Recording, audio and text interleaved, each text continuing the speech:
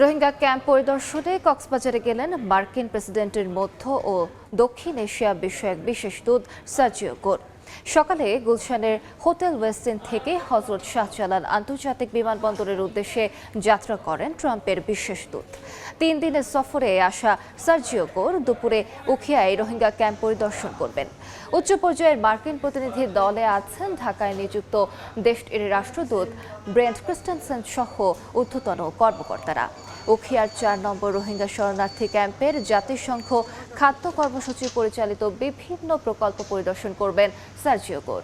শনিবার প্রধানমন্ত্রীর সঙ্গে বৈঠক শেষে ঢাকা ছাড়ার কথা রয়েছে সার্জিও গোরের।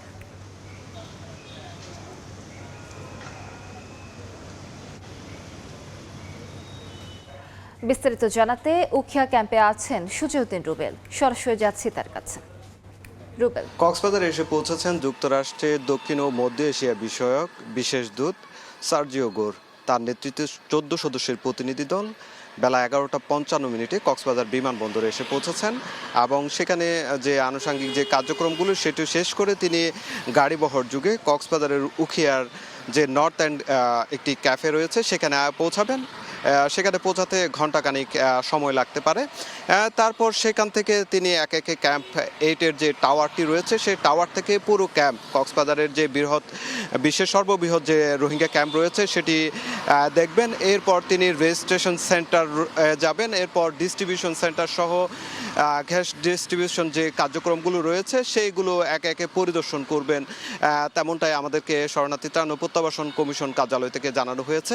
এরই মধ্যে আমরা লক্ষ্য করছি যেখানে মার্কিন যুক্তরাষ্ট্রের যারা প্রতিনিধি দল আসবেন সেখানে কিন্তু এরই মধ্যে বিভিন্ন গাড়ি বহর এসে পৌঁছেছে এবং সেখানে আমরা ক্যাফের কর্তৃপক্ষের সঙ্গে কথা বলেছিলাম। তারা যেটি বলছে 14 সদস্যের প্রতিনিধিদের জন্য তারা পর্যাপ্ত যে তারা আপ্যায়নের যে কার্যক্রম সেটি শেষ করেছেন এবং আসার পর তাদেরকে আপ্যায়িত করবেন এবং এরপর যেহেতু ক্যাম্পে যাবেন সেখানে আইনশৃঙ্খলা বাহিনীর যে নিরাপত্তার বিষয় সেগুলো কিন্তু নজরে এসেছে। তবে আমরা যেটি ক্যাম্পের যারা বাসিন্দারা রয়েছে তারা যেটি বলছে এরই মধ্যে দীর্ঘ 9 বছর হতে চলেছে কিন্তু এখনো পর্যন্ত প্রত্যাবাসন হয়নি এবং দীর্ঘ সময় পেরিয়ে যাচ্ছে, যার পেরিয়ে যাওয়ার প্রেক্ষিতে কিন্তু তাদের যে প্রত্যাবাসন প্রক্রিয়াটা অনেকটাই থমকে আছে। এটি তারা দাবি দাওয়াগুলো যাতে দ্রুত তাদের প্রত্যাবাসন করা হয়, তাদের দ্রুত স্বদেশে ফেরত পাঠানো হয় সেই বিষয়টি তারা মার্কিন প্রতিনিধি দলের কাছে তুলে ধরবেন তেমনটাই রোহিঙ্গারা জানিয়েছে। তো এ ছিল আমার কাছে সবশেষ। সরাসরি যুক্ত ছিলাম কক্সবাজারে।